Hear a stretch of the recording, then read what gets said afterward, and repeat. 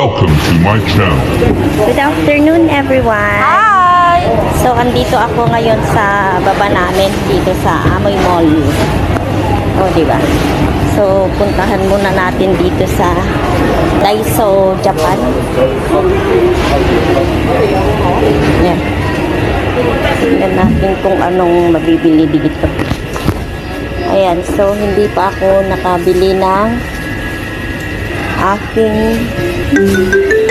sana lang, nagugutom na ako. Hindi pa ako nakabili ng food ko. Pababa pa lang ako para bumili.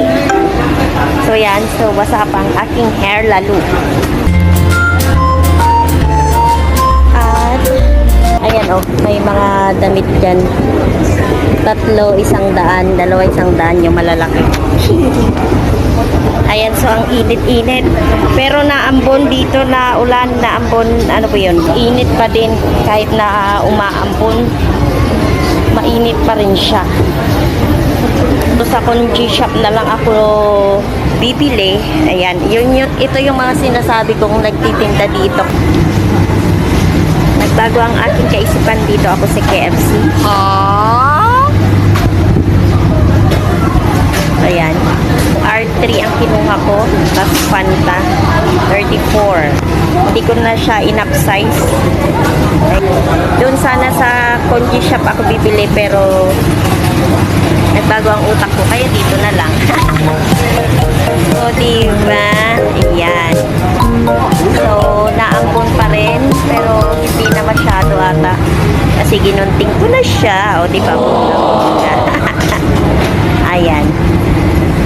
At uuwi na rin agad-agad kasi may mga gagawin pa ako. Tapos, maglalagay sana ako ng pera sa PNB ko. Kaso nga lang ang baba ng rate ngayon. So, ilalagay ko muna dito sa bangko ko dito para pag lumaki yung rate, doon na lang ako maglalagay. Ilalagay ko na sa bangko ko sa PNB. Ganun yun.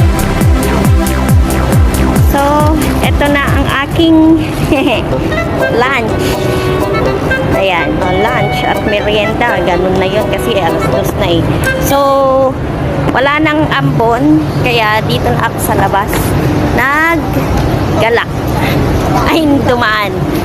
At diretso muna ako sa bangko.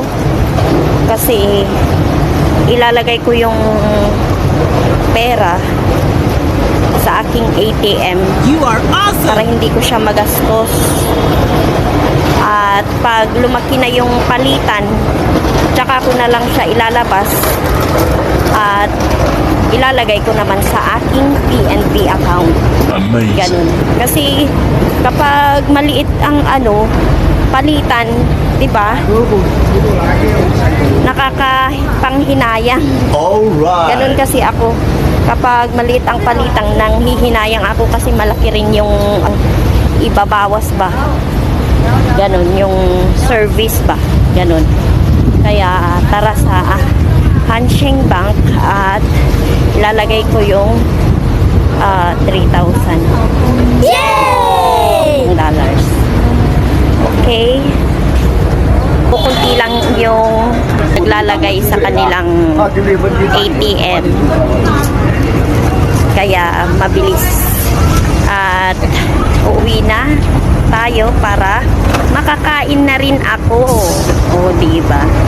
So, makulimlim ang kalangitan dito sa amin.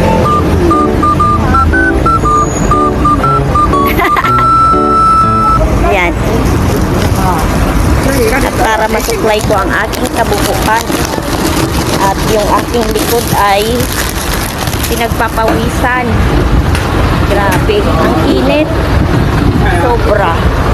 Kasing init ko. Oh Sa my God.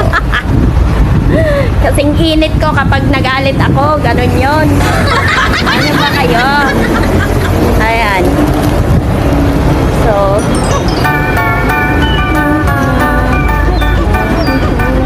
dito yung laundry shop na dati na pinagpapalabhan ko nung bago pa ako dito, pero doon na sa may welcome ako nagpapalaba Pero hindi ako nagpapalaba ngayon kasi syempre, ang layo-layo.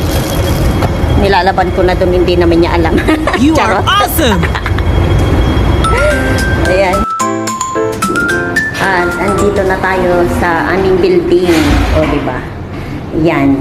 So, nautal na naman ang aking signal sa labas. Kaya mas nauuna ang aking bunganga o yung boses. Nauuna ang boses ko kaysa yung bunganga ko. So, andito na tayo sa lift. At labas na tayo. Nandito na tayo sa aming floor. At yan, nandito na tayo sa aming bahay. At ako'y kukuha muna ng kutsara ko. Kasi nga,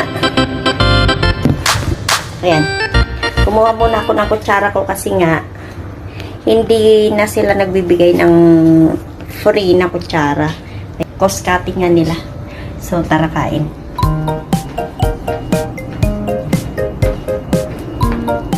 So, andito na tayo sa aking kwarto. So, kain na po tayo. Ito yung binili ko. Let's eat! Kukunti lang. Hindi kagaya doon sa sa Telford. Mas madami. Kukunti lang, napakatipid nila. Pero mas kunti naman doon sa Wampoa. Grabe. Ilang piraso lang yun. Tapos ito yung Fanta ko. So, tara po kain. So, bali, chicken nuggets with curry sauce. Ito. Tapos, mamaya, hindi ako magluluto ng dinner kasi may pupunta dito, ayusin yung wirings ng TV, yung sa internet ng TV. Kasi may nahugot si madam ko. Pinagkakalkal niya kasi yung mga wires, kaya may natanggal doon. So, ipapaayos niya. At mamayang alas 6, so hindi na daw ako magluluto. Bibili na lang ako ng kakainin namin sa labas. Wow! Kaya ako'y mag-i-edit ng aking mga video para may mai-post ako. So, hanggang dito na lang.